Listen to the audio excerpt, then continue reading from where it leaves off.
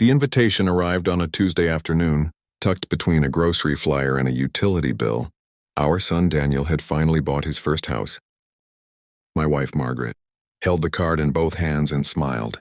"Look at this," she said. "He actually did it," I smiled too. But something about the invitation felt formal. It said, "You're invited to celebrate our new home." Not "Mom and Dad, come see the house." Not "I can't wait to show you around." Still, I pushed the thought aside. Daniel had worked hard. He had spent years saving money, changing jobs, and talking about one day owning a place with a big backyard. As his father, I was proud of him. As someone who had helped him through more difficult years than I could count, I felt I had earned the right to celebrate with him. The house party was on Saturday evening. Margaret spent most of the morning deciding what to wear. She finally chose a soft blue dress and asked if I thought it made her look too old. "You look beautiful," I told her. "You always say that because it's always true." She smiled and shook her head. We bought a large housewarming gift, a wooden wall clock with a simple design. Daniel had once told us that he liked old-fashioned things, and Margaret thought it would look perfect in the living room. The drive took nearly an hour. When we turned onto his new street, I was impressed. The neighborhood was quiet and clean.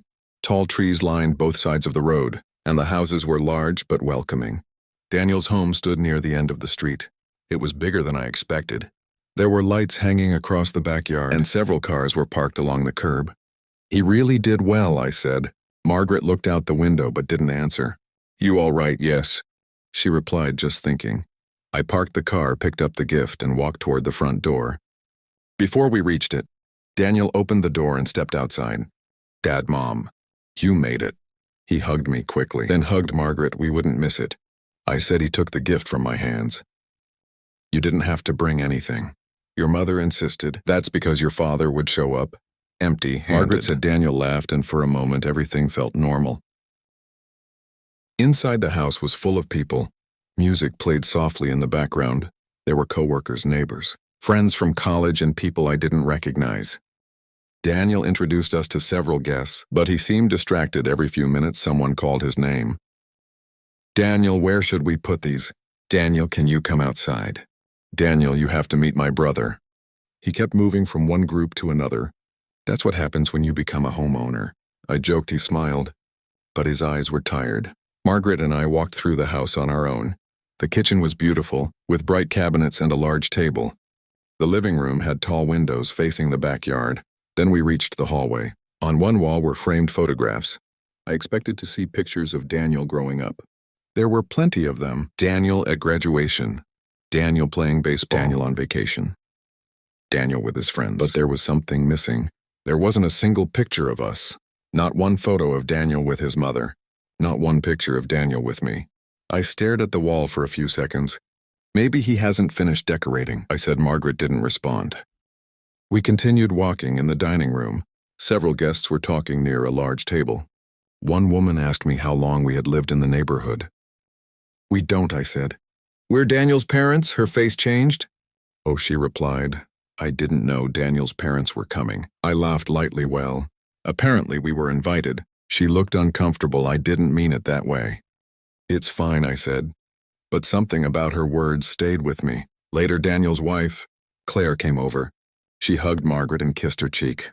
"You look lovely," Claire said. "Thank you," Margaret replied. Claire looked at the clock we had brought. "That's very thoughtful. I hope it fits the house." Margaret said, "I'm sure Daniel will find somewhere for it." The way she said "somewhere" bothered me.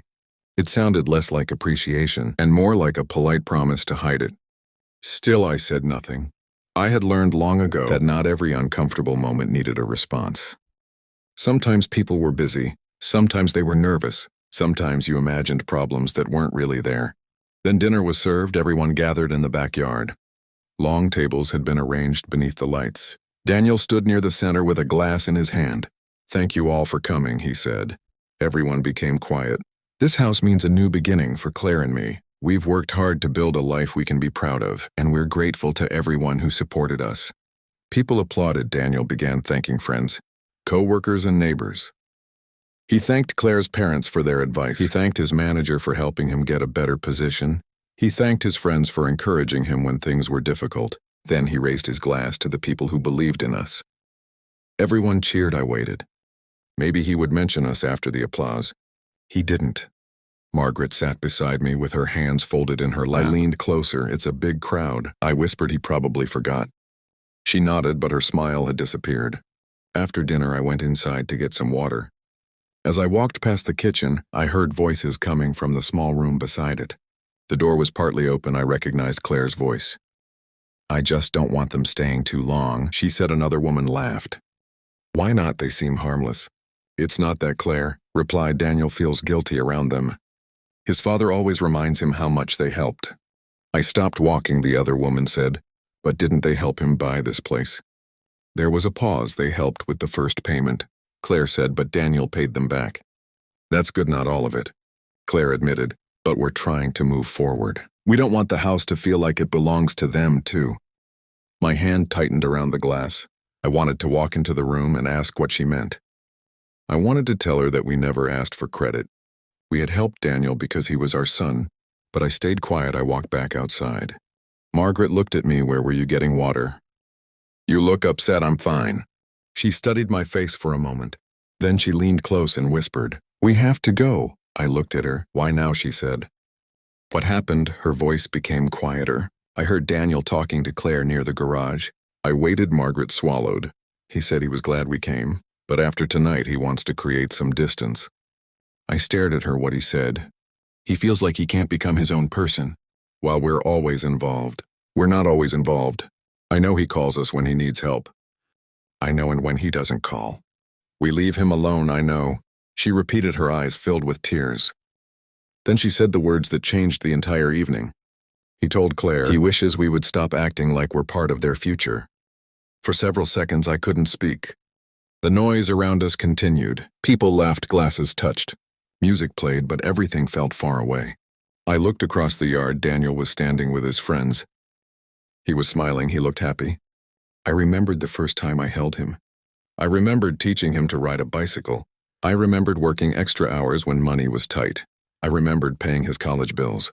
I remembered sitting beside him when he lost his first job. I remembered helping him with the down payment for this house. And now standing in his backyard, I realized something painful. Maybe he didn't want us to be part of the life we had helped him build. I placed my hand over Margaret's. Do you want to leave? Yes. Then we'll leave. We stood quietly. I found Daniel near the patio. We're heading home, I said. So soon? He asked. Your mother is tired. Margaret forced a smile. Thank you for inviting us. Daniel hugged her. I'm glad you came. Then he hugged me. Drive safely, Dad. I looked at him. Congratulations on the house. Thanks. For a moment, I thought about telling him everything. I thought about asking why he wanted distance. But I didn't. Some conversations should happen when people are ready to hear the truth, not when they are surrounded by guests. We walked to the car. Neither of us spoke during the first 10 minutes. Then Margaret said, Did we do something wrong? No, maybe we helped too much. Helping your child isn't wrong. Maybe he thinks we expect something we never did. She looked out the window. I don't want him to feel trapped by us. Neither do I. When we reached home, I placed the spare key to Daniel's old apartment in a drawer. I deleted the reminder I had set to call him every Sunday. The next morning, I opened my desk and found the folder containing our financial papers.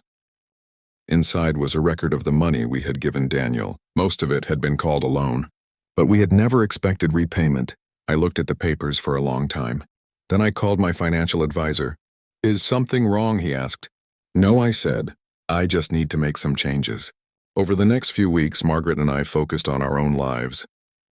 We visited friends. We took small trips. We joined a community group. For the first time in years, we stopped organizing our schedule around Daniel. We didn't call. We didn't send reminders.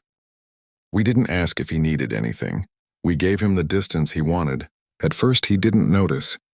Then after 3 weeks, he called Dad. Is everything okay? Yes. You haven't called. I thought you wanted space. There was silence. I didn't say that. No. I replied, You didn't say it to me. He understood. Mom told you yes. Another silence. I didn't mean it like that. Then how did you mean it? I just wanted to feel independent. You are independent, I know, but sometimes it feels like everything I have is connected to you. That's because we're family. I know. His voice became quiet. I didn't want to hurt you, but you did. He didn't argue. For the first time, he listened. A week later, Daniel came to our house alone. He sat at the same kitchen table where he had done homework as a child. "I'm sorry," he said. Margaret held his hand. "You don't have to choose between independence and family," she told him. I thought I did. "You don't," he looked at me. "I was embarrassed that you helped us buy the house." "Why?" "Because everyone kept saying I was successful." I wanted to believe I did it alone. I nodded. "But you didn't do it alone." I said, "None of us do." He lowered his head. "I know that now." I opened the drawer and took out the folder. "These are the records of the money we gave you," I said. He looked worried. "Are you asking for it back?" "No." I placed the folder on the table. "I'm giving you the paperwork because I want you to understand something. We never helped you so we could control you. We helped because you were our son." His eyes filled with tears. "And we don't need our names on the walls of your house." I continued. "We don't need credit in front of your friends. We only need respect." Daniel nodded. "You have it, then show it." Several months later, Daniel invited us back to the house. This time there was no party, just dinner. When we walked inside, I noticed something new. On the hallway wall was a framed photograph. It showed Daniel standing between Margaret and me on the day he graduated. Below it was another picture. All three of us were standing in front of the new house. Daniel smiled when he saw me looking. "I found those old photos," he said. "They look good," I replied. Margaret touched my arm, and for the first time since the house party, she smiled without forcing it. That evening we sat around the kitchen table and talked for hours. No speeches, no guests. No pretending, just family. I learned something important that night. Children grow up and build lives of their own. Parents must allow them to become independent, but independence should never require erasing the people who loved you before you had anything, and love should never become a chain. It should be a bridge sometimes. The strongest thing a parent can do is give their child space. And sometimes the bravest thing a child can do is turn around and say, "I still want you in my life." When Margaret whispered, "We have to go," I thought we were leaving our son behind. But in the end, walking away was the first step. That helped us find our way back to each other.